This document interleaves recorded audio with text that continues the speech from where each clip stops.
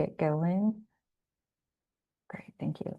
Good morning, good afternoon, good evening, everyone. I'm Bobbi Gray. I'm the Associate Vice President of Programs of Grameen Foundation. We're an international nonprofit that has been inspired by the work that Muhammad Yunus started with Grameen Bank in Bangladesh. We've been working in the financial inclusion, financial services space for several decades now, and we've had the chance to glean some learnings and some experiences that have led us to this point right now where we're starting to talk about the issue of financial abuse. So this webinar will be going over some of the results of a study that we did based in the United States about the role that financial institutions can play in responding to financial abuse. And so I'm super excited to have all of you here today. I'm just going to kind of quickly go through the agenda. So I'm going to start out by sharing the results of the playbook that we developed for the United States and define what financial abuse is so that we know why we're coming together on this. And then I have invited 3 panelists to this conversation. I'm super excited to get to the point of this conversation. All 3 of these individuals and their organizations have been really instrumental in our learnings in how to put together a playbook that we think can be practical for financial institutions when they start thinking about how they can respond to financial abuse. And then we're going to leave time for questions. So we've designed this in such a way that if you only have an hour of time, you kind of want to get the basic information out of this, stay for the hour, and then the additional 30 minutes we're going to have of Q&A. We've left the chat open. So if at any time you want to introduce yourself, or if you yourself have some ideas or resources that you want to share with the rest of the group, feel free to add there. Otherwise, if you have questions during the conversation that you want to pose to any of the panelists, feel free to put those questions in the Q&A function down at the bottom of the screen, and then we will work to answer those when we get to that point of the agenda. Okay, so why don't we start with the definition of financial abuse? So I'm going to draw from the United States Department of Justice definition, because I think when you think about financial abuse in any context, you also kind of want to understand what are the legal frameworks or the policy frameworks that you can draw on when you're trying to respond to this issue. So financial abuse is the controlling or restraining. Hang on, I need to hide my screen so I can actually see my own screen. Sorry about that. Get rid of that. It's the controlling or restraining a person's ability to acquire, use, or maintain economic resources to which they are entitled. So it includes coercion, fraud, manipulation to restrict a person's access to money, assets, credit, or financial information, and it's unfairly using these assets to exert influence over another person's financial and economic behaviors.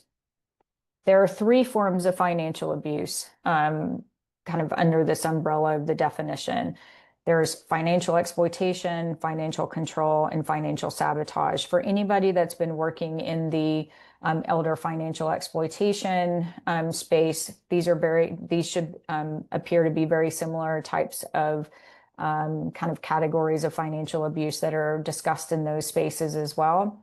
So financial exploitation includes coerced or fraudulent debt, and this is where an abuser may take out credit in his or her partner's name without their knowledge. It can be stealing a victim survivor's identity, property, or inheritance. It can be refusing to pay bills, in order to also ruin a person's credit score. And ruining a credit score can have these long-term effects on another person's ability to even get into housing.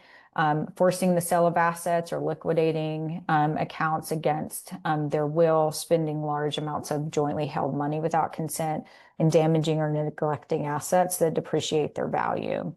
Financial control is where you may be excluded from financial decisions. An abuser may restrict your access to bank accounts that are actually held in your name, and this may be through controlling even access to somebody's mobile phone or computers, restricting their ability to actually just physically go into a bank, enforcing and monitoring their financial transactions, and using language barriers to misrepresent financial decisions. And so what this might look like would be, let's say there's an English-speaking citizen in the United States who's married somebody who has a different language, and kind of exploiting their inability to maybe understand legal terms or contracts. And financial sabotage is, for example, filing false insurance or benefits claims, digital stalking. So something that we've seen out of Australia is where abusers will use the memo feature of a financial payment. So in the US, if you think about Venmo, Zelle, or Cash Apps, or just bank-to-bank transfers, they may use that memo line to send very small payments with threatening messages. And it can also be limiting access to technology. So we kind of talked about this a little bit earlier, but making it to where if you control the cell phone or the computer, for example, creating the inability of somebody to access their information. So one of the big questions that I got as I was developing the playbook from financial institutions is, well, how big is this problem? Like, if we're going to work to address it, how big is the problem? And so the unfortunate thing is with financial abuse, there's just not a lot of research specifically on this form of domestic abuse. So we have to rely on the statistics of domestic abuse to understand how prevalent it likely is. So in the US, the statistics show that 1 in 3 women and 1 in 10 men will experience some form of domestic abuse during their lifetime. Really, if you look at different sources, you may see 1 in 4 women, you may actually see 1 in 2 women, depending on how the study has been conducted. But in general, this tells you that it is quite prevalent and there are a lot of people experiencing it at any given time. The research shows when you look at studies on domestic abuse that among those experiencing some form of domestic abuse, 99% of the time, they're experiencing some form of financial abuse, because this is just one form of controlling and threatening another person. We see in the research that the #1 reason why victim survivors stay in abusive relationships or return is because they simply can't afford to leave or stay safe. And in the UK, some research has shown that victim survivors may be more likely to disclose financial abuse to a financial institution than to the police or domestic violence survivor advocacy organizations, as they are trying to either safeguard their savings, or when they're seeking a particular financial outcome, such as trying to get out of debt that they've incurred during an abusive relationship. So one of the things as I got into this research that I think is also kind of a helpful framework is to think about the relationship between financial abuse and fraud, because there's so much work globally going on around fraud prevention that, kind of thinking about financial abuse under this umbrella may be a helpful approach to understanding how to build on infrastructure that's already there. So if you look at the broad definition of financial exploitation, you kind of think of this from the perspective of, who your perpetrator is, which is more the category of financial abuse, or you don't know who your perpetrator is, and this is more in a lot of the space that we think about fraud prevention. Even though financial abuse also has fraud, because somebody, a partner can actually have access to all of your information and take out credit in your name without you knowing it. So that's actually looks more like fraud than it does like financial abuse. But anyway, I think along this spectrum, you can kind of think about it from this perspective. And then right in the middle, you have romance scams where people think they know who they're in a relationship with, to find out that actually it's just a fraudulent experience, somebody trying to exploit, engaging in a short-term relationship to access their funds or to get them to purchase a cryptocurrency, for example. And all along this financial exploitation spectrum, there is identity theft that can occur. So when we think about the costs of domestic abuse or so if you're kind of comfortable with the idea that financial abuse is pretty much always occurring when somebody's in an abusive relationship, then you can understand that there are financial consequences when we're talking about financial abuse, but just broadly, the costs of domestic abuse are quite high. Research shows that for female victim survivors in the US, for example, they may incur over $100,000 in a lifetime cost of of domestic abuse, whereas men, it's approximately $23,000. Domestic abuse also costs U.S. employers quite a bit of money due to the lost time and productivity of their employees. If you start thinking about financial institutions as an employer, then there's also a high likelihood that some of their employees are experiencing this as well, and it's kind of affecting their performance at work. Among victim survivors, more than 83% of them will experience interference at work, 52% will experience coerced debt, and 46% will report damaged credit as a result of their experience. An abuser on average will incur approximately $16,000 of debt for the victim survivor, either coercing them into debt or taking out debt in their name fraudulently. And 60% of victim survivors will lose their job as a result of domestic abuse. Sorry, I need to just close this out because I realize I'm having a little bit more difficult time seeing my screen. And then finally, 46% of victim survivors will report that their credit report or score was hurt by actions of an abusive partner. So all of this basically says it's very expensive, not just to the person experiencing it, but to the broad, to employers and to the broader economy. But before we kind of get into what are the practical steps we think financial service providers can take, I want to introduce some challenges and just kind of put these out on the table before we get into this conversation, because I think they're important to consider. Number one, financial abuse is often unseen and can go undetected by the victim survivors themselves, especially in the early stages of relationships. So I think one of the things that is a question mark in a lot of what actions financial institutions can take is, what do you do if you even suspect that financial abuse is happening in a customer's life? But really, you may not know that this is happening until they actually disclose it to you. So that is something that we have to kind of take into consideration, because even people experiencing aren't aware that it may be abuse. They may look at it as these are just the social and gender norms of a relationship between a husband and a wife, or between different partners, or there could be cultural reasons why men, I'm going to be kind of talking about male-female dynamics here, but this can clearly occur in any form of relationship. And so I think we just have to take that into consideration. As clients are using more digital banking tools, I think we see that there's actually new risks that get created that can increase the likelihood that somebody experiences financial abuse. For example, it's a lot easier to monitor somebody's transactions. It's easy to log into people's accounts because you may have their information and their passwords.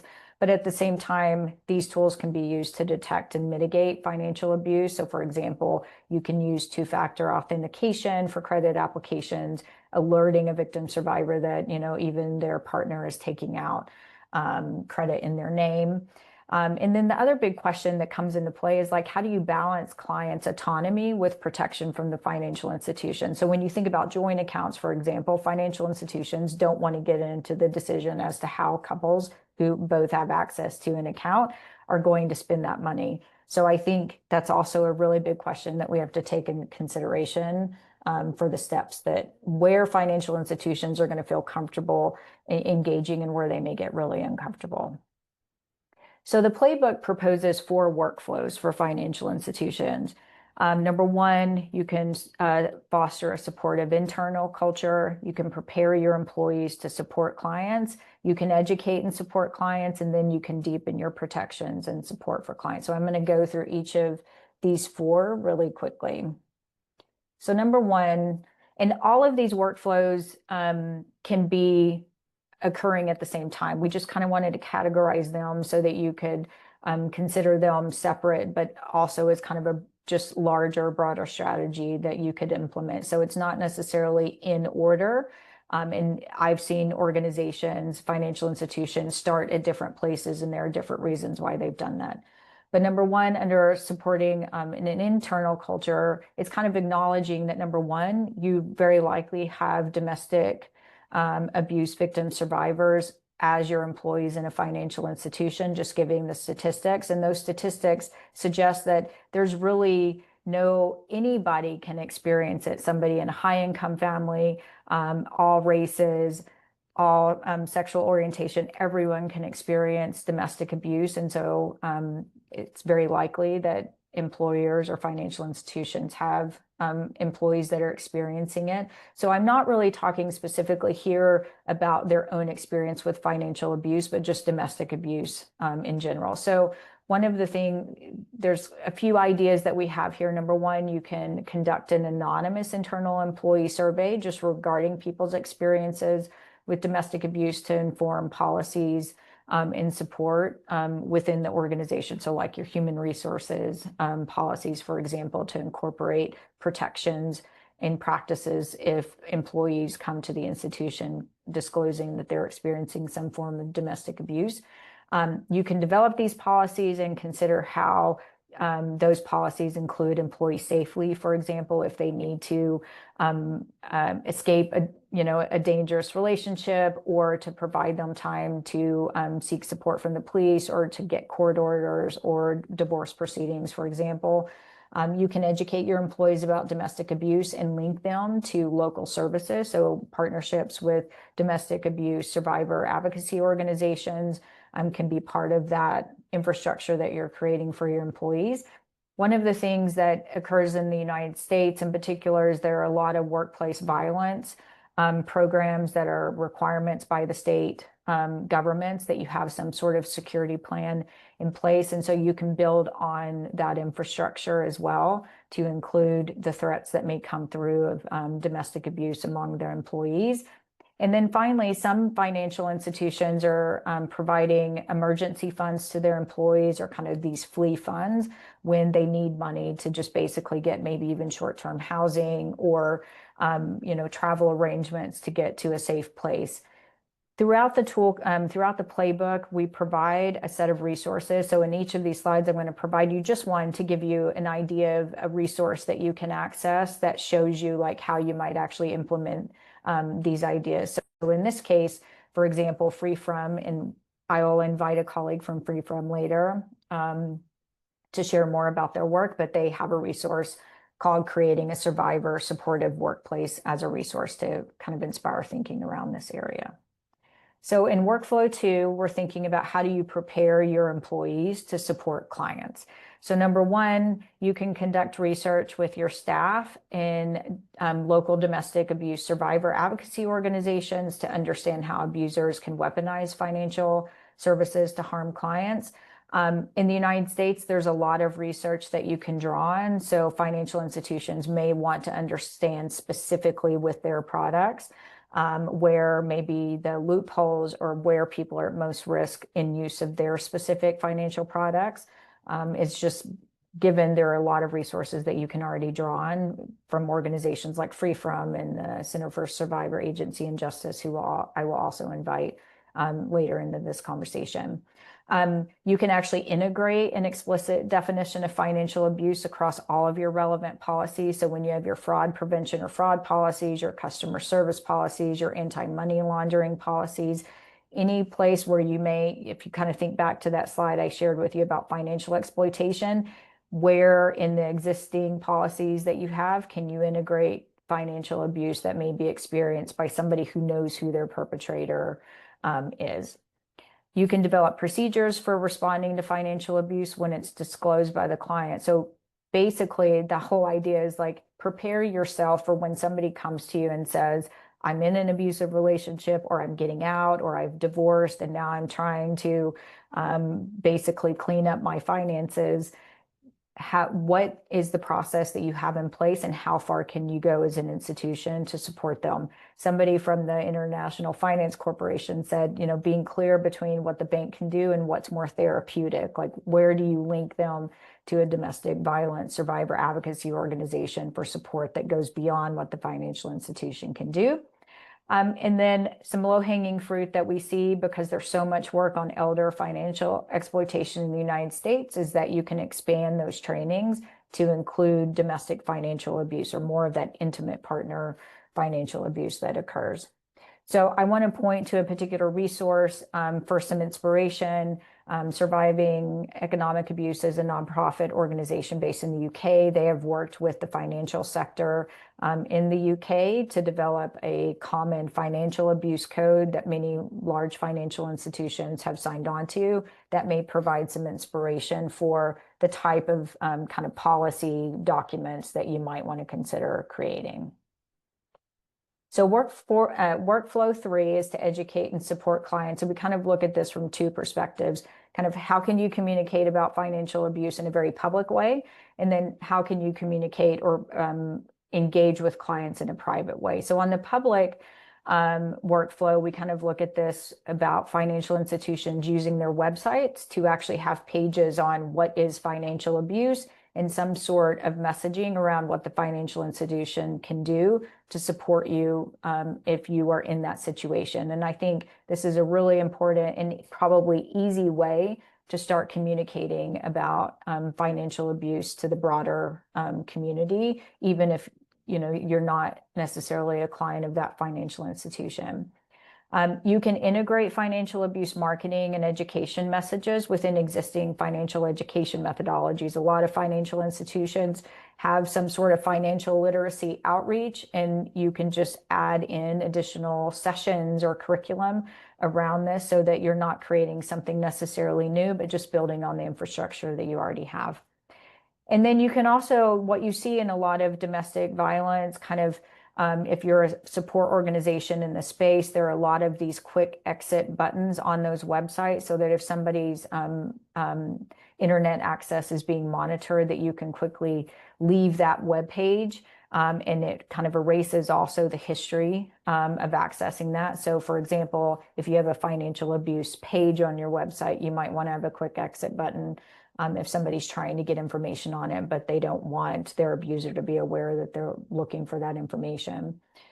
In the private space, there's recommendations that you actually have a vulnerable client team to support clients when help is needed. So maybe the frontline worker, if they're working in the window or the call center, for example, is notified that a client is disclosing that they're experiencing financial abuse, that there's a special team that has the skill set to support that person through achieving some sort of financial outcome that they're coming to you for.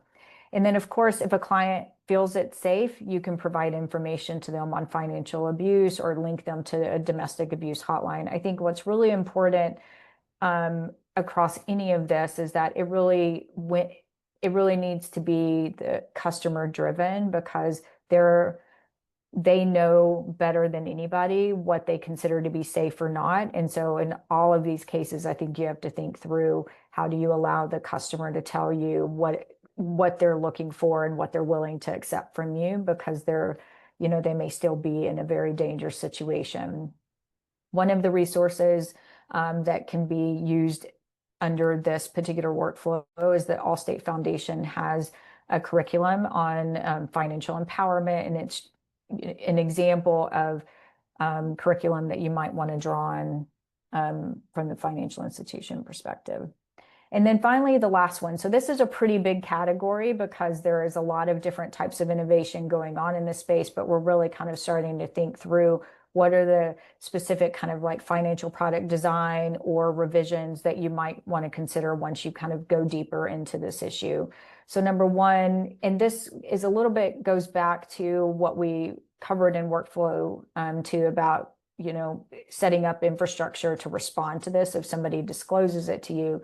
But you can develop policies and procedures that define how to refinance and erase coerced debt and fraud. This is a very big issue within a lot of this literature, because this is where victim survivors can be impacted by an abusive relationship years and decades after they have left an abusive relationship, if their abuser has kind of coerced them into debt or taken out debt in their name when they were in the relationship, and sometimes this even happens afterward because they have all that person's, their social security number, their maybe previous passwords, et cetera, that they can really exploit for taking out credit in somebody else's name. So we didn't put this in workflow two because it is a difficult space that I'm hoping we can kind of get into a little bit today in the conversation. you should think about assessing your existing products and looking for these risks that may be present for your customers. So think about even kind of diagnosing the different places where this might put people most at risk. And one of the things that we've seen in the literature, and that's something really important to acknowledge, is that even just the simple policies around privacy and confidentiality are really important, because a lot of financial institutions may send, as somebody's changing their address or opening up new accounts, maybe sending mailers out or sending emails out that have that person's change of address in it, and that can alert an abuser to where somebody may have moved, even though they're trying to protect themselves, and they don't want the abuser to know where they live.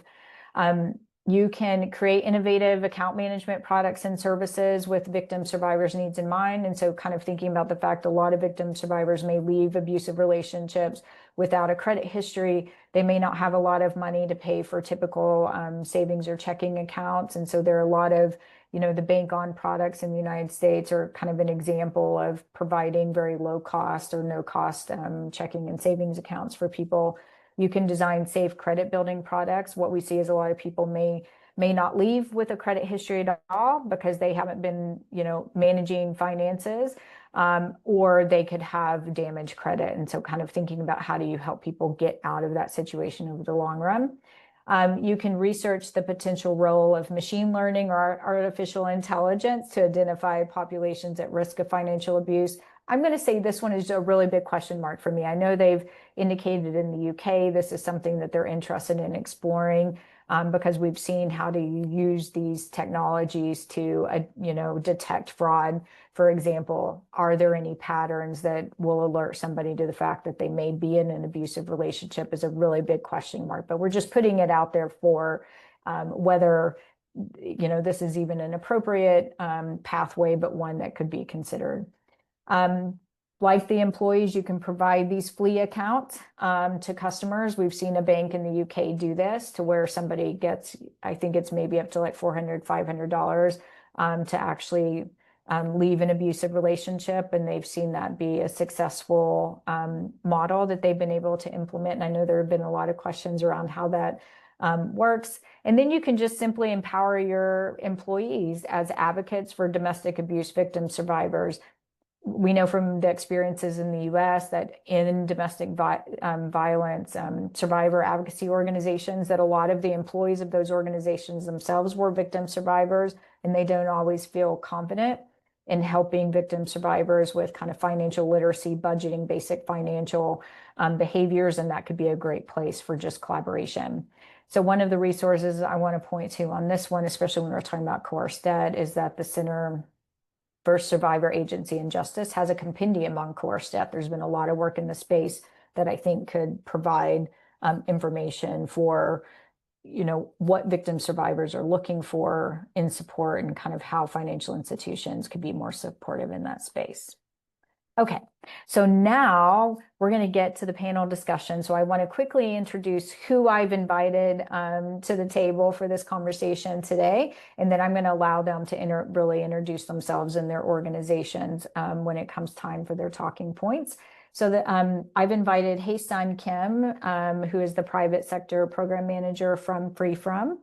Erika Sussman, who is the founder and executive director of the Center for Survivor Agency and Justice, and then Kelvin Chen, who is the head of policy from the Consumer Bankers Association.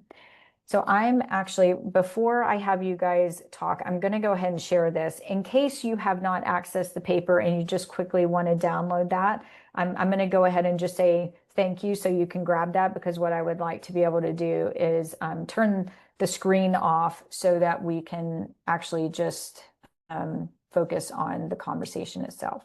So I'm actually going to stop sharing so that I can invite my co-panelists to this conversation. So I'm going to invite Hye Sun first to this, because FreeFrom is clearly one of the organizations in the US that has been doing a lot of work around economic justice issues. And I think you've done a lot of development of resources around this issue as well. So I'd love to hear a little bit about FreeFrom. And then I think because you guys work directly with so many victim survivors, I think in order to kind of personalize this experience, I'd love to see if you could share some sort of story or kind of typical experience that victim survivors have related to financial abuse.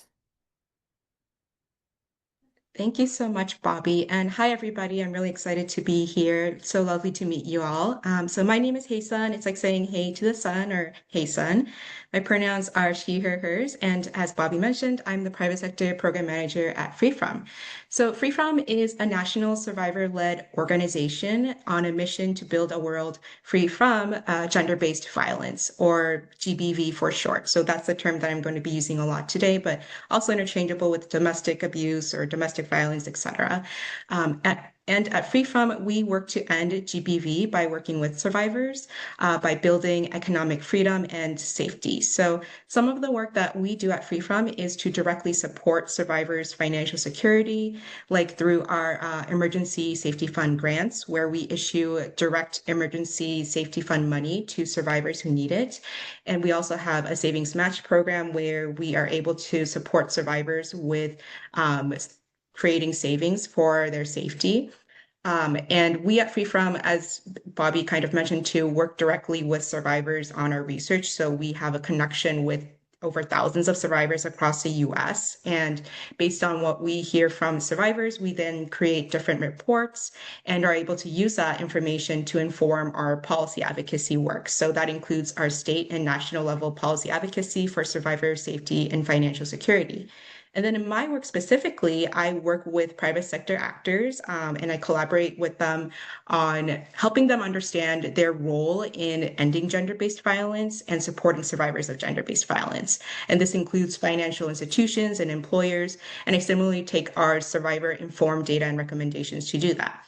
So honestly, I can speak a whole hour on this experience of survivors subjected to economic abuse, especially through financial institutions. But I'll try to do a short SparksNotes version today at the best that I can. But I do highly recommend that you check out FreeFrom Survivor Safety Banking Guidelines, where we share more on why financial institutions should be supporting survivors of domestic violence or gender-based violence. And it really lists like 11 actionable recommendations for financial institutions on how they can better support survivors. So that kind of goes into the one of the buckets that Bobbi mentioned earlier about developing different innovative products and services. So going back to the original question of like, what is a typical survivor story of financial abuse or economic abuse? Well, the short answer is that there really isn't a typical survivor story because economic abuse, as Bobbi mentioned, is so common and can take on so many different forms. So I'm just going to sort of recite some of the data that Bobbi mentioned earlier to kind of give a good framing of like why this is not a typical story. There's not a typical story for survivors. So our research indicates that 1 in 2 transgender individuals and 1 in 2 cisgender women will be subjected to GBV in their lifetime in the US. And kind of as similarly Bobbi mentioned earlier, some research says 1 in 3 women or 1 in 4 women. But that's all to say that this is really prevalent, right? And so that means that whether you realize it or not, every financial institution has customers who are survivors. And as mentioned earlier, 99% of survivors are subjected to economic abuse as part of the GBV. And so economic abuse is really inseparable from GBV. And what we at FreeFrom found further through our research with more than 2,100 survivors across the US is that 74% of survivors said that they do not have access to a safe and protected bank account. So that's 74% of survivors saying that they are underbanked or unbanked.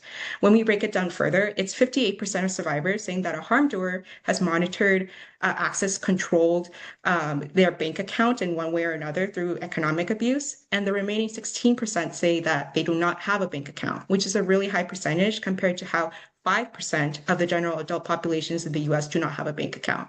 So again, economic abuse is very common. It happens a lot through financial institutions, and it takes on a lot of different forms. So I'm going to be I'm going to be sharing out some survivor stories and quotes that we heard directly from thousands of survivors on how harm doers have been exerting economic abuse through financial institutions in various ways. So this is not an exhaustive list. And before I do that, I also want to thank every survivor for sharing their time, expertise, and experience with us. So many survivors shared that harm doers often monitor the survivor's mail or email or online account to see the survivor's financial activity without the survivor's consent. One person shared with us, my harm doer monitors location of all debit cards and checks the mail early to get the statements and any checks that come in first. Another person shared, after I got away from the person causing domestic violence, he had my routing number and all my stuff, and he would check my balance. He called and said, oh, I see that you have no money in the bank. I said, how do you even know that? He said, I have your account information. Some survivors shared that harm doers even take a step further by being able to locate the survivor through monitoring the survivor's banking activity. One person shared, sometimes it's nice to see the receipt after a bank transaction, but not if my private info is on it and could alert my abuser to my location. And another survivor shared, my ex would find me through my financial account, and then I'd have to change my bank account often. Harm doers often steal money from the survivor. One person shared that they used to live in New York with the person causing them harm, but then they managed to move away to California. But the person in New York still had all the information that they needed to log into the survivor's online bank account, steal money, and cause other fraudulent activity. And it took the survivor customer over a year to get the support that they needed to address this problem. Another survivor shared with us, my ex-husband left me with thousands of dollars in credit card debt in exchange for signing the divorce papers. I'm living in a shady motel due to not being financially secure. And then, as not surprisingly, many survivors also shared that harm doers control their bank account or prevent them from creating a bank account. One person shared, I was not allowed to spend money. My money was deposited into a bank account that was in my name, but only my partner had access to my banking card. I wasn't allowed to go inside the bank unless he was there with me so he could see what I was doing. And another person shared, my harm doer had control over my account and income. He cut me off from it so I could not access my money. He ran it delinquent, and I could not open an account in my name for years. So again, the forms of economic abuse really vary a lot. And again, this is not an exhaustive list. So this means that there is not really a one-size-fits-all solution to addressing all these different types of forms. But there are actions that financial institutions can take, and Bobbi did list some of them earlier. But I do really want to highlight an important first step is for financial institutions to become educated on this issue, to become aware and be able to identify the different signs of economic abuse, because then the financial institution can address economic abuse by creating the different products, services, and policies that can support survivor customers. So again, there's not really a typical survivor story, and really highlighting that recognizing and addressing economic abuse is a key first step for financial institutions. Recommend checking out our survivor safety banking guidelines. And I'm happy to share more on our survivor informed data recommendations, but for now, I'll pause and pass it back to you, Bobbi. Great. Thank you, Hye Sun. No, I think those stories were fantastic and just helping, and I'm kind of even relating it back to this point about just the importance of that confidentiality and privacy, like kind of where that is such a space of opportunity for thinking through how do you, really protect that, especially as they're in or trying to leave an abusive relationship. So I'd love to bring Erika in because Hye Sun is kind of touched a little bit on the coerced debt, but the Center for Survivor Agency and Justice has been leading a lot of work in this space of coerced debt. And so, Erika, I'd love to hear about the work that your organization has been doing in this space and kind of what you see as the, the actions that you would like to see financial service providers make as it relates to coerced debt. Absolutely. So good to see everybody. I see the names in the chat, and I just want to acknowledge all of the incredible partners who are in this work alongside us, from advocates to survivors to financial institutions to researchers who have made critical contributions in this field. It's great to have all of you here with us and to have all of our brains thinking together about potential solutions. So appreciate you all. My name is Erika Sussman, and I am the founder and the executive director of the Center for Survivor Agency and Justice. CSAJ is a national organization that has been around since 2007.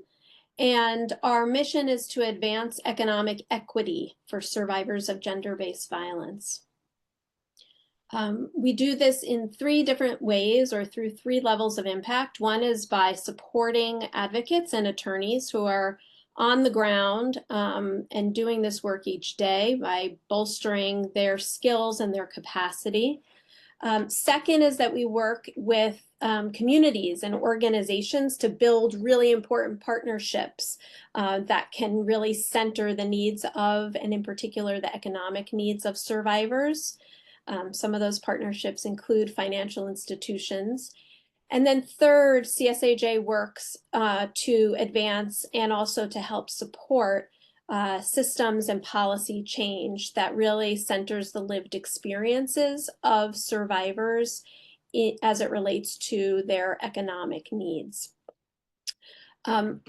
Our sort of core belief that drives all of our work is the understanding that there really is no safety without economic security.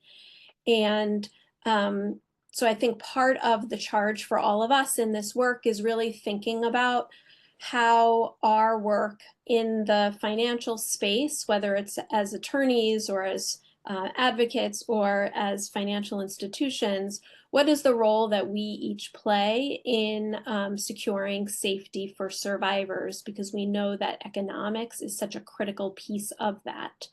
The connection between economic security and safety is evidenced well, both by research and by survivors themselves. We know that there are correlations between the two, and that in order to be safe, people need access to critical resources so that they have options.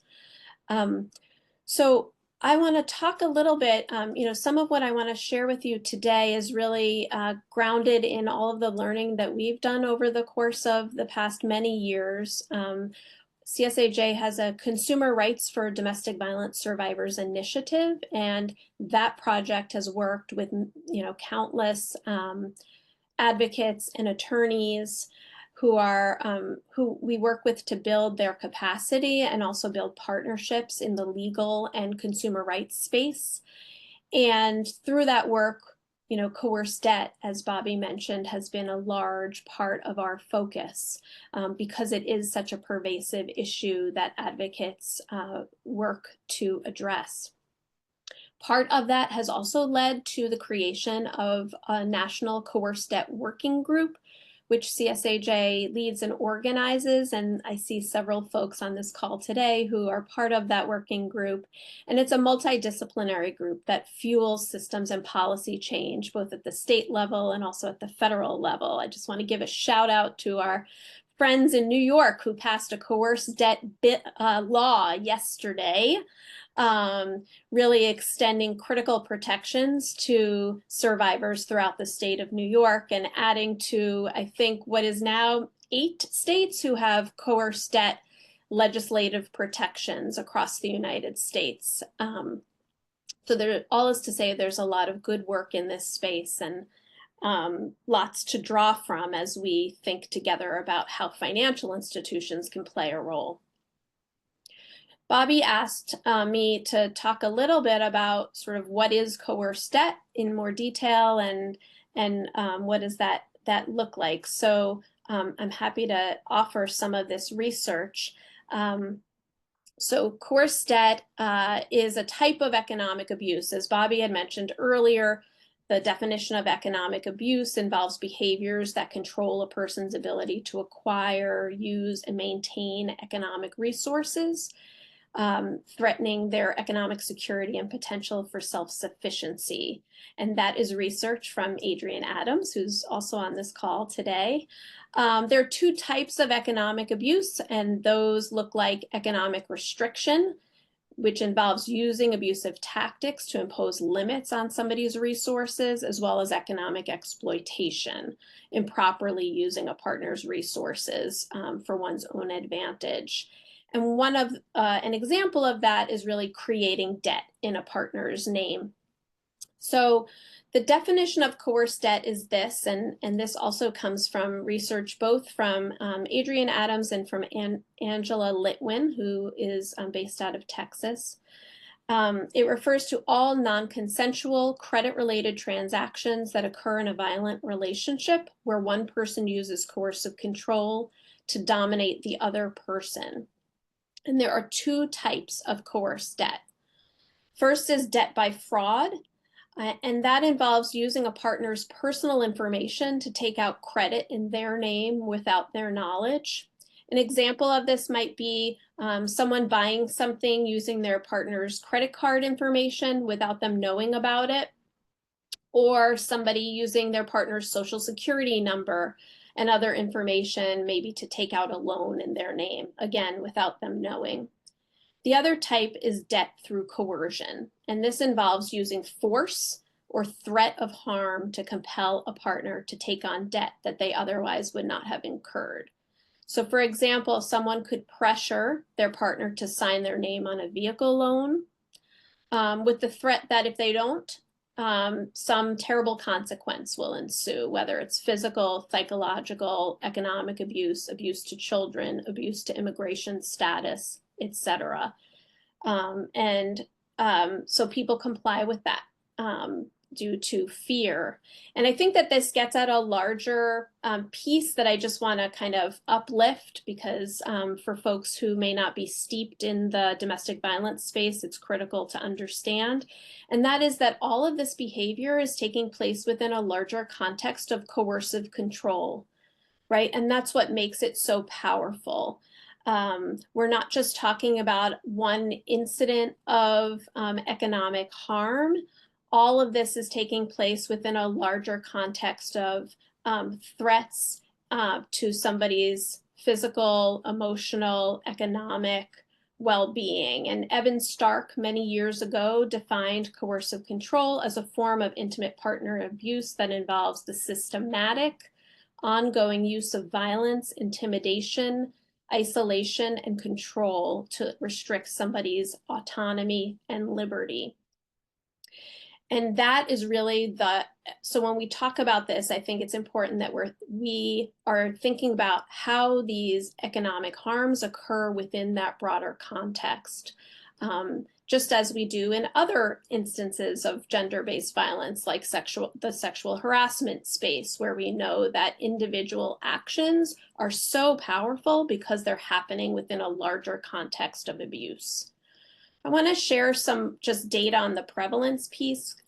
So in a 2019 National Domestic Violence and Economic Well-Being study that was conducted by CSAJ in partnership with Adrienne Adams, 70% of survivors reported that they had debt at that time, and 52% of them had experienced coerced debt during the course of their relationship. So that's half, right? More than half. Those rates, I should say, worsen during the course of COVID-19, right? When there are economic crises, and you can imagine other economic crises similarly, excuse me, elevating the prevalence of coerced debt because of the ways that our broader economic systems put people into economic and physical jeopardy. We also know that debt by coercion is more common than debt by fraud. 43% of people talk about debt by coercion being part of their lived experience, whereas 22% are experiencing fraud where they just didn't know. And connected to all of this, I think, is just the real economic ripple effect, as we call it at CSAJ, of coerced debt in this context. A national study that was conducted with callers of the domestic violence hotline found that 46% of survivors report that their credit is damaged as a result of domestic violence, and another 14% said that they weren't sure. So coerced debt leads to an economic ripple effect that lasts long after the abuse has ended. Damaged credit creates barriers to basic needs, right? Like housing and employment and utilities and credit cards and access to all of the things that one needs to be safe. And survivors are then saddled with huge credit burdens. We know from one study, again, that was conducted in 2019, 50% of survivors have debt loads up to $20,000, 23% over 20,000, and 26% were uncertain. And these areas of debt are also often in the areas of greatest need in terms of access to safety. So one study revealed that the top debt areas were related to medical debt, utilities, credit card, student loans, and lastly, vehicles. 46% of survivors report that their credit report or score was hurt by the actions of an abusive partner, and 73% report that they stayed in an abusive relationship longer because they feared that they would be unable to financially support themselves. So for all of those reasons, it really kind of helps to illuminate why financial institutions are such critical actors in this space. I just want to offer up the fact that this is happening obviously alongside other systems. So we know that there are huge challenges in terms of addressing coerced debt. I mentioned before that states are now activating to address coerced debt from a legislative perspective, but for the most part, the current federal legislative scheme often is failing to address the needs of coerced debt survivors. Again, states are making strides, but there are huge gaps. Pulling a credit report is in and of itself often dangerous for survivors who either don't have the information or fear retaliation. And then disputing credit is often tricky under federal laws like the Fair Credit Reporting Act, unless you are able to fit it into a narrow definition of identity theft. So in short, I'll just say that laws and regulations are, part of what we are pursuing, both at the federal level and certainly at the state level. And that, absent some of these protections right now, addressing economic abuse and coerced debt is often on the shoulders of survivors who have already experienced abuse. And, being able to place some responsibility on financial institutions to help us in both detecting and remedying some of these systemic abuses is critical to the solution. Great. Thank you, Erika. And I think you've already highlighted kind of a little bit of a segue to inviting Kelvin into the conversation. But one of the things that struck me that I'd kind of forgotten about the importance of is the fact that there are multiple states within the United States that, this isn't just a federal issue, but there's a lot of variation from state to state that I think also impacts financial institutions who are present in multiple states as well. And so there's a lot, so it also complicates the issue as well. I'd like to invite Kelvin from the Consumer Bankers Association to come into this conversation. He's been very helpful for me with this playbook as we've kind of talked about where the challenges are going to be based on regulations and just, where financial institutions see their mandate. So Kelvin, I'd love for you to share what you'd like to about the Consumer Bankers Association, but I think some of the, one of the biggest questions is like, what do we see as the low-hanging fruit? Like for the entire sector, like what do we think are going to be the early easy wins that, we think we can start creating real benefit for victim survivors? And then where do you think the greatest challenges are going to be for financial institutions to address financial abuse? Sure, Bobbi. Thanks so much. And first of all, thank you for doing this great work on the report. Thank you for convening such a great group of folks, and not just the panel here, but they're also in the report and also in the audience. I mean, I feel like just looking at the introductions that are rolling in, it's really fantastic. And so on behalf of consumer bankers and myself, as we are kind of working to get our arms around this issue, we really appreciate your creating this forum.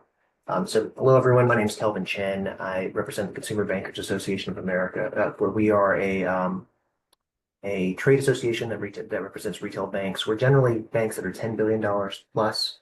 And so banks going all the way up to the largest banks in the US. And our mandate is really focusing on where banking hits consumers. And so this would be just it's a really key set of issues for us to lean into. We do everything from banker education to committees where bankers get together and work on hard issues like this, to advocacy, which is where me and my team work. In prior roles, I was a consumer protection lawyer at the FTC, at the Consumer Financial Protection Bureau, and I then did a range of policy issues at the Federal Reserve before going in-house and actually working with banks.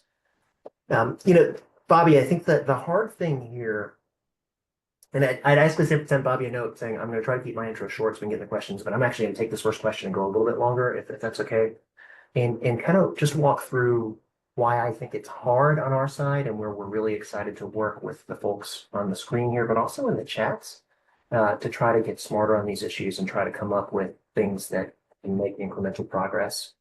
Because the thing that I think that we will quickly stipulate to the importance of these issues and the need for engagement here. I think the hard thing that I'm struggling with is trying to figure out the right balance between, from an operational level of perspective, like how do we find the right level of substantiation and the right amount of kind of friction to introduce into the process, accommodating and understanding the real life circumstances of victims, while also keeping fraudsters, particularly sophisticated and organized crime, out of the system, right? So, one of the things I was thinking about, for instance, is take just Zelle alone, right? So that could be an attack vector, but that could also, as an attack vector there, right? So Zelle has a total of 3.6 billion transactions a year. And so we've had a call that's gone on for about an hour. And so that means just over the course of this call, there have been about 615,000 Zelle transactions that have been sent. Some of those are bad activity, but some of those are also victims that are trying to get their funds to a safe place. And so how do we come up with a system that can screen and identify and create the right amount of friction for the bad funds while also not keeping someone from fleeing when they're in an emergent circumstance, and try to come up with, at this rate, right, when you're dealing with tens of thousands of transactions a minute, right, you can't do manual review. And so, kind of acknowledging Hye Sun's, where she started saying, look, like this abuse isn't going to look the same. Where can we start to find things that begin to look the same so we can start working against that? And that's kind of where I really struggle with a lot of the ways to engage here. Like on the one hand, there's the issue of separating out like the victims that we need to support with first party fraud and totally different populations, but just not opening the door for first party fraudsters to come in and avail themselves of some of the tools that are meant for victims. Because in a recent survey Secure put out, they found that basically a third of Americans admit to committing first party fraud. That includes 20% of Americans that say they've disputed legitimate financial transactions, and 50% of Gen Zers say that they commit more first party fraud if there'd be no negative consequences. And the thing I would note there is that like those fraud losses aren't just like a bank profitability issue, although it is a bank profitability issue. I will note like in the credit card space, the difference between a profitable bank and a not profitable bank is basically 1 in 20 consumers going bad in credit risk to 2 in 20 consumers going bad. And we're seeing fraud rates now that are beginning to outpace credit losses. But it's not just that. I mean, it's banks' responsibilities go to law enforcement, right? So there's Bank Secrecy Act issues, there's anti-money laundering laws, but also just civic responsibility. So there was a really powerful story by Salam, I'm going to butcher her last name, Gebrekadem and Joy Dong in the New York Times in March that talked about kind of sophisticated online scammers that target American consumers. And they're basically pushing billions and billions of dollars through the system. But importantly, setting aside the financial consequences, they're using that money and laundering it and using that to fuel human trafficking efforts, where they are literally have got people that are held hostage that are operating these schemes. And so we have to find a way to clamp down on this while again helping people.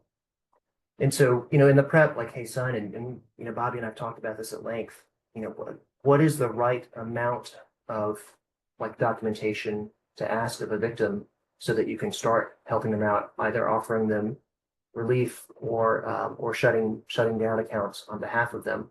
Yeah, I the thing I really struggle with is that so the last time the National Anti-Violence Project, I think, did their survey of LGBTQ intimate partner violence was 2017. But back then they found that only 2 in 5 survivors like reported going to law enforcement. And of the people that did, like 1 in 10 of them found that they had a negative experience with law enforcement, right? So there's a question to, okay, it's hard to ask someone, particularly if they're in exigent circumstances for a police report, but then absent that, right, what do you do? Because, when you look at some of the recommendations from the paper, which I think are a great start and a great conversation topic, like some of the things are about protecting privacy and protecting confidentiality. For instance, like not alerting the old address um, about address changes or funds movements so that we don't alert. The problem is like that might be the victim trying to open a new account, but that also might be the abuser trying to move money out of the account. And so trying to understand when we're helping someone or enabling the harm and doing it so that we're 99.9% right is where we'd love to work with y'all to try to find solutions. What I would note though is this doesn't mean that we just throw our hands up in the air, right? So I think that there's a lot of stuff that's in the paper that I think makes a ton of sense.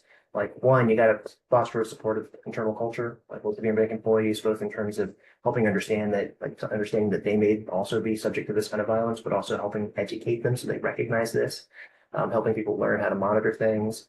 I'm really intrigued by some of the notion of the memo, like monitoring the memo lines or threatening language. I mean, we have to be tricky. We have to be careful because I think it's tricky. I think anyone that's on Venmo has seen like there's a lot of kind of hot garbage that scrolls through the feed there.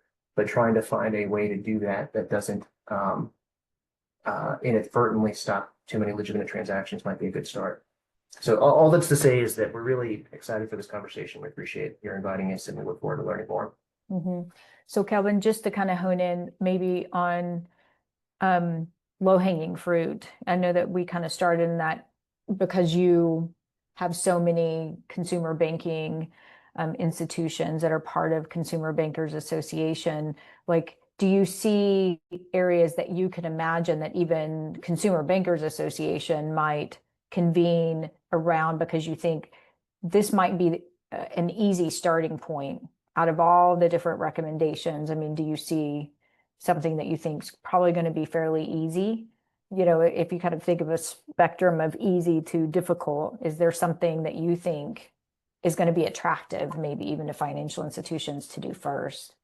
Yeah, I mean, I think forums like this, that like, policy change, and we see this a lot with Bobbi and I were introduced because of the folks at Aspen, because we're working with them on fraud and scam issues. We find that these kind of interdisciplinary conversations require conversation and education. And so I think helping more of the bankers kind of understand these issues, I think, working together, particularly on education materials for, say, branch staff, for instance, so that they can start to kind of recognize what's out there. The thing that I think is great about the paper is that it really helps surface, because I wouldn't say develop, because I'm sure that there's been a long body of literature on this, and I see a lot of experts on the chat. But for me, at least, it really helps surface a lot of vocabulary around this and helps us kind of think through how we grapple through these issues and then start then applying it to, like, how do we then think about this from our compliance infrastructure, from like repeatable processes? What can we, again, train human beings to do versus what can we train the machines to do? So I think conversation like this may be aimed towards like education, particularly of branch employees, would be a great start. And then taking it from there. Great, thank you. I'm going to encourage people to put questions in the Q&A, but maybe I'm going to ask a broad question to all of you, because I think, this question of evidence, and which is why I kind of put the whole course debt and kind of the harder issues in workflow for, in the UK, they have kind of the financial institutions agreed upon kind of a common economic abuse form, where if you were working with some sort of debt relief, or maybe even I think there's a particular debt relief organization in the UK that has similar regulations as the banking industry does. And I'm not so sure that exists in the United States. It's still something I'm trying to figure out myself. But that to me, that's an example of where financial institutions have agreed upon a particular form that can be filled out by a particular certified person that they feel like is a trusted entity, for helping lay out like what the experience is, what is the financial outcome that this person is experiencing, or a particular financial outcome this person wants, by coming to the financial institution, whether it's debt relief, and maybe it's something else, but I think it's mainly around the coerced debt issue. I just kind of I feel like this was probably the one place in the paper I kept racking my own head. Like, how do you balance what I saw as, and I think FreeFrom and CSAJ have been, advocates for like this self-attestation, because all the reasons you might fear going to the police may actually not document this. They may not think there's enough to write down for someone. The FTC, identity theft reports only go so far. They're about identity theft. And so there's, at the end of the day, there just seems to be this kind of challenge of, well, how do you even go to the financial institution to say this has happened to me and I'm trying to, get a particular financial outcome? I just wonder, within the US, do you feel like something like that would ever work? And because you probably understand best, like, what is the infrastructure that we have?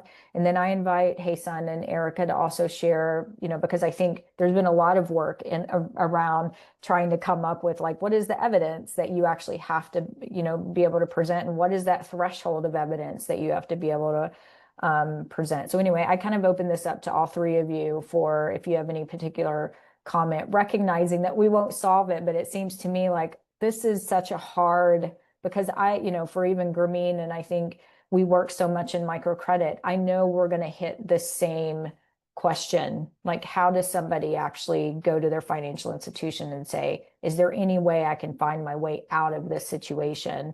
Because I didn't willingly go into it in the same way somebody who's had credit taken out in their name fraudulently didn't willingly go into that credit arrangement. Any thoughts or reactions, or just like, where would you even start, on this issue? Bobbi, maybe, unless anyone wants to jump in, I can start with like the regulatory framework and kind of why it's hard for financial institutions. And this isn't just banks; it's kind of any financial institutions in this space. If you guys will pardon sort of the legal digression, but it helps explain sort of the priors for the folks in this space, hopefully. So there's a legal kind of there's a relevant legal term called unauthorized transactions, and so going back to 1978, there's a law called the Electronic Funds Transfer Act that's been implemented by the Federal Reserve and the CFPB by Regulation E. And the notion there is that for fraud, which means that if someone kind of gets access to your access device without your permission, you're almost always protected. Like, it's an incredibly protective infrastructure, so that if it's an unauthorized transaction, if it's a transaction that you didn't mean to send, you are almost always protected. So far that the Federal Reserve even put out official commentary, and I don't think you should do this, but if you write your PIN number on your debit card and you like leave your debit card on your desk, you're still only on the hook for $50 if you reported it in time. And because it was an unauthorized transaction. And the idea behind that is because it puts the onus on the banks that, like, they should know whether or not that was actually you, based off of everything from device ID to money movement to the transaction patterns as to how you spend. It's on us to know whether or not that was actually you or not. The hard thing is when it is an authorized transaction. So when you actually meant to send the transaction, but were tricked into it, or in some other outside kind of circumstance, right? So, like, let's say Bobbi tells me that she's got some really cute puppies to buy, and so I send Bobbi $2,000 on Zelle, and Bobbi never hooks me up with the puppies. The bank at that point can't look into the nature of my relationship with Bobbi because they just don't have that information, right? They don't like they can really tell that it was me and it was my phone, and they biometric me and 2FA'd me, but they're not going to ask, like, did you do a life check on the puppies? How do you really know Bobbi? Banks just it can't be expected to be able to know that. And so there's an expectation that there's some sort of external set of remedies for consumers. And so that's where it's like, I understand we don't want to, for all the reasons we described before, we don't want to make the hurdles too high, but we just don't have that information to look into it. And so that's trying to find those external ways to identify, like basically a court order to help us understand it. So that, and the thing I would note earlier is like finding some solution that works 99% of the time, so that you're not actually harming victims by basically enabling attackers. That's where we really struggle with it. Thank you. Erika or Hye Sun, do you have any reactions or comments of your own? Yeah. Yeah, thanks, Kelvin, for sort of laying out some of that context and some of the roadblocks that you see. So a couple of things that come to mind for me. One is just the reliance on police reports. And we know that police often are unwilling to make police reports in the context of intimate partner violence, even when, I should say, the transaction or whatever the circumstances, even when it's without somebody's knowledge. I think it's the context of intimate partner violence that often attaches to so many of these situations. So that attaches whether it's a police officer, whether it's a public benefits officer, a financial institution, even though in general we're very well versed in seeing fraud when it happens between strangers. For a number of reasons, when it comes to those two people having been even historically connected through intimate partner violence, even if they're currently separated, there's a real reluctance and sometimes even a shaming that happens when survivors seek help and seek police reports and documentation. The Fair Credit Reporting Act very clearly allows for police reports. It also allows for reports through the Federal Trade Commission. And recently, CSAJ had conducted a national survey when we submitted comments to the CFPB to try and get protections for coerced debt. And specifically, what we were arguing is that there should be broader forms of relief, making it very clear that an FTC report would satisfy that. But in our research, what we learned was even the forms that are clearly prescribed by current federal law, those are not being recognized. So, I have an anecdote from one survivor here who tried to dispute debts with creditors, but because it was debt by coercion in the context of a domestic violence relationship, they said that she had authorized those debts and seemed to have reservation about it. One person said, despite what the law says they should do, the credit reporting agencies and financial institutions still largely rely on the furnishing creditor to give them the okay to block or delete accounts. But primary creditors are much less likely to accept FTC identity theft reports as legitimate. So just, lots of anecdotes in this that came through this survey, really evidencing that even with legal protections, the current forms of relief are not being deemed acceptable.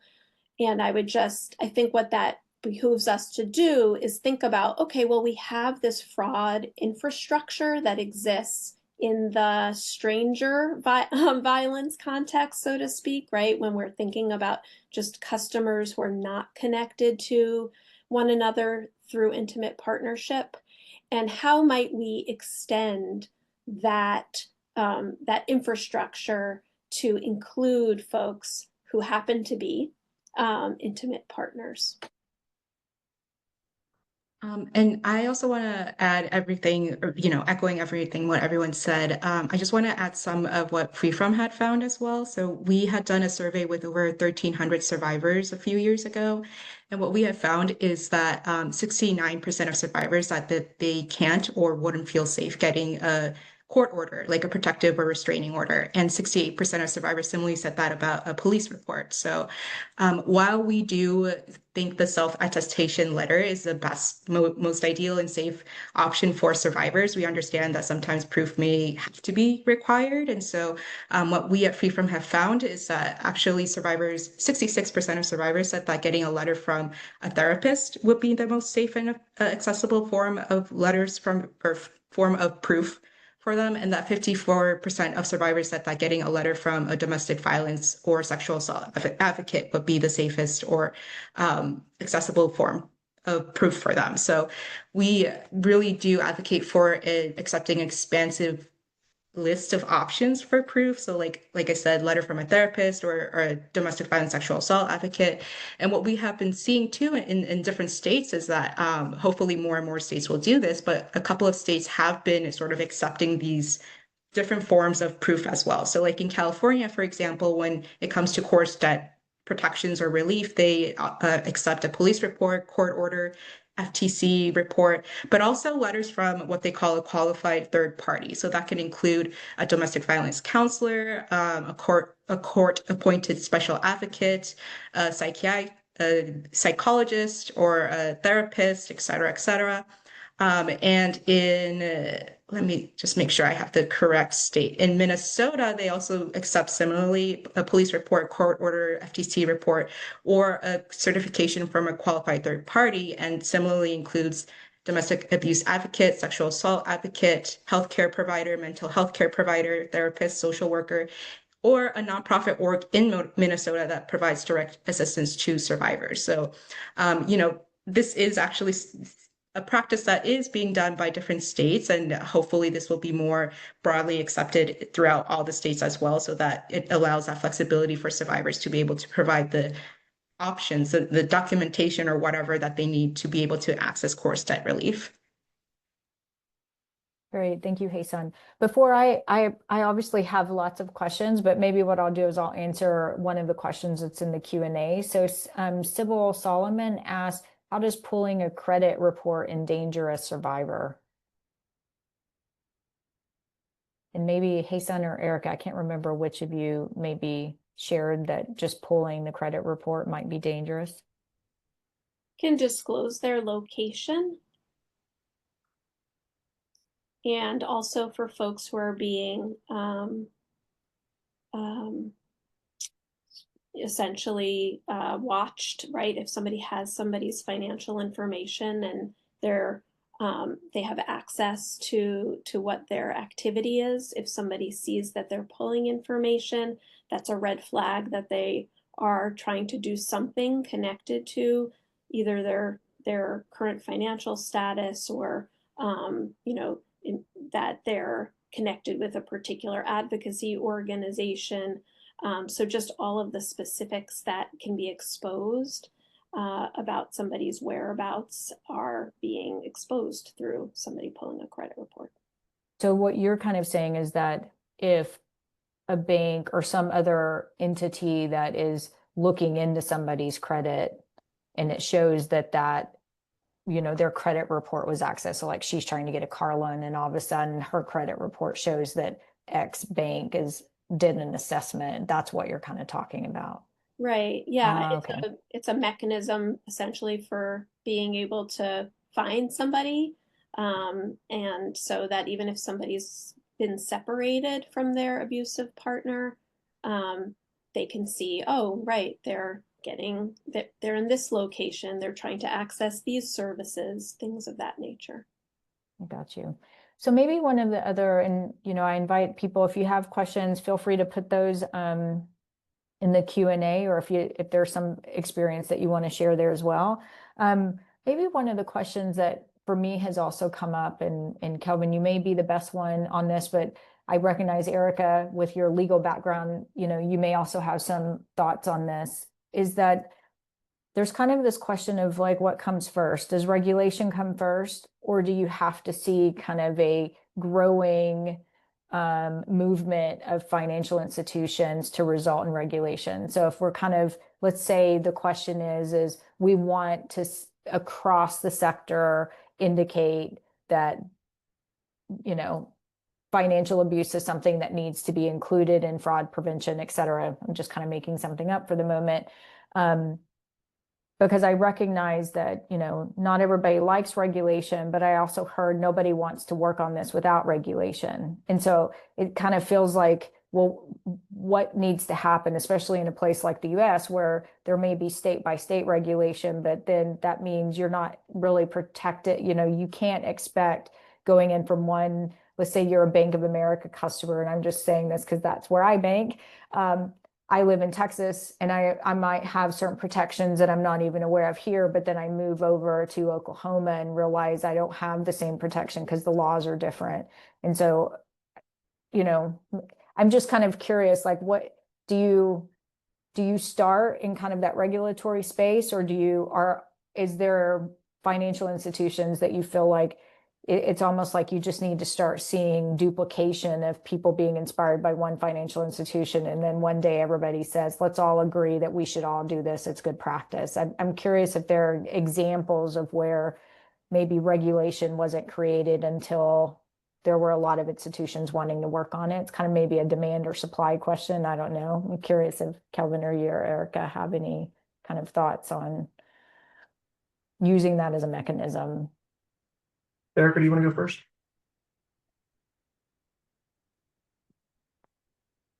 Erika, I think you're on mute. Sorry about that. That's okay. Yeah, just quickly, I mean, I think there are regulations that were, so I mentioned earlier that the Consumer Financial Protection Bureau had asked for an advance notice on proposed rulemaking. This was back in the fall of 2024. And as a result, a number of us across the country organized to submit comments to the CFPB to get some rulemaking on this under the FCRA, the Fair Credit Reporting Act. So there has definitely been a movement in that space. You know, right now, where that's going to go is an unknown given the federal landscape. And so, you know, that leaves banks in a place of looking at what current laws are. I think some of the precedent that exists in this space is not necessarily regulatory, but there are sort of legal frameworks that support this. One, as you mentioned before, is that there is the Federal Violence Against Women Act, which very explicitly acknowledges that economic abuse is a harm, and there are a number of remedies that are attached to that, and VAWA applies in a number of different spaces.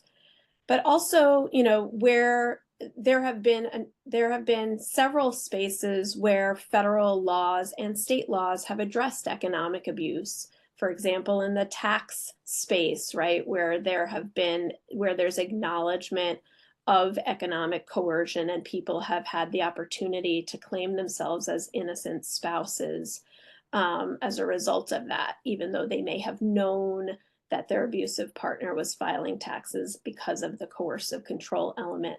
They didn't consent to that.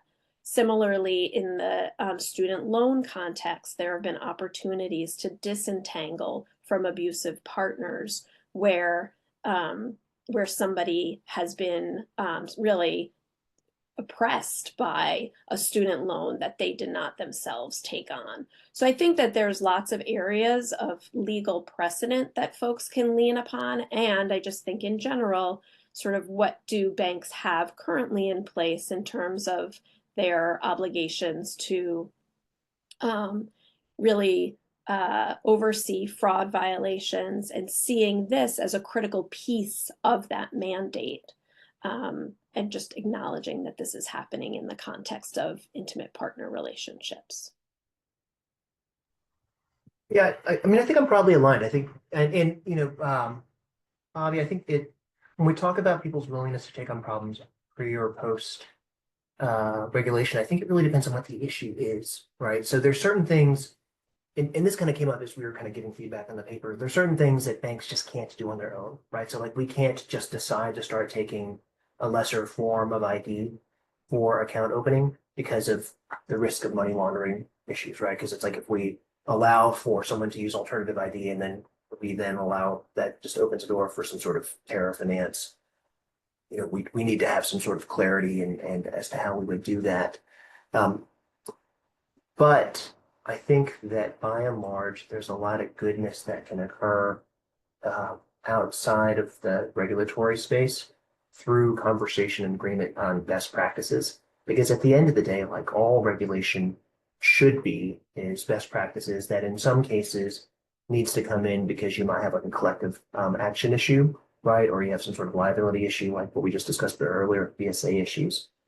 So, you know, when I think about in the fraud space, Zelle, for instance, did and this is just purely in scams, on their own said, hey, if someone's getting a bunch of money in to an email that's registered at FBI@gmail.com or IRS@gmail.com, we're going to take a look at that because it's quite possible that that's a scammy email address, a scammy, they call it a token, but a scammy token. And so, but that also seems like kind of a straightforward thing, right? Like it's hard to understand why someone would have IRS@gmail.com and start pulling in tons of money from a variety of people. I think the thing that I would hope to engage folks with, Erika, Hye Sun, but also the folks in the chat here, would be, you know, are there things that are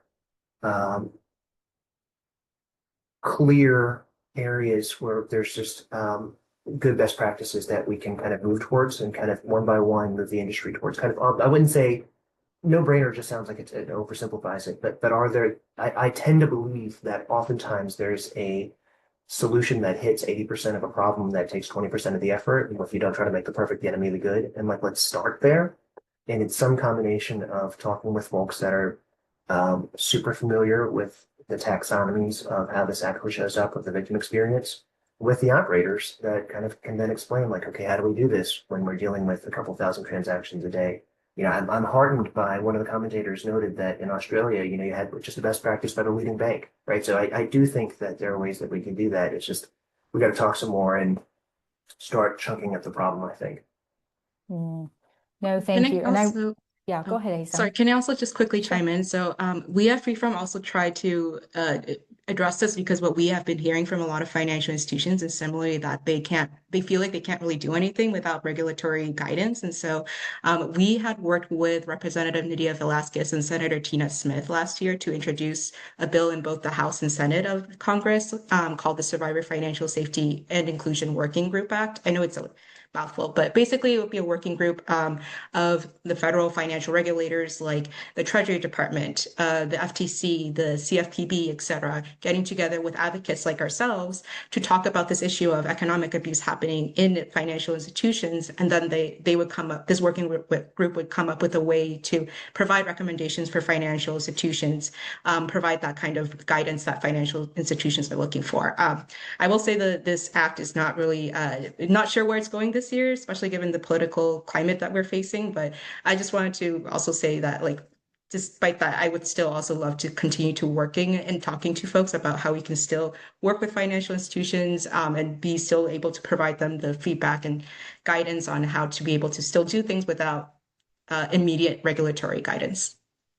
Great. Thank you, Hye Sun. And thanks, Erika and Kelvin, for joining this conversation today. I know that we're at time and I hate to cut us off because I think there's so many questions that a lot of us have of each other, but I hope this is just a starting point for many of us. I mean, even just making the connections today, I think acknowledges there is a lot of interest in the topic. And I think what I'm most excited about is, you know, just even the responses of people like Kelvin and others within the financial sector, I think are promising. I mean, I think people want to work on it. It's just kind of this big question of like how to, like Kelvin said, where is the starting point that actually, you know, addresses a lot of issues without a lot of effort, and kind of starting those places just to inspire each other as to simple steps that financial institutions can take. So we'll be sharing this video out with others because we know some people couldn't make it, but I hope it's also will serve as kind of a place that people can come to kind of understand what the issues are, what the challenges are, maybe what the opportunities are. And so I just want to say thank you to my co-panelists today and for everybody that was here. And I look forward to finding additional spaces where we can continue this conversation. So thanks everyone for joining and enjoy the rest of your day. Bobbi, thanks everyone. Thanks everyone. Bye-bye. Thank you.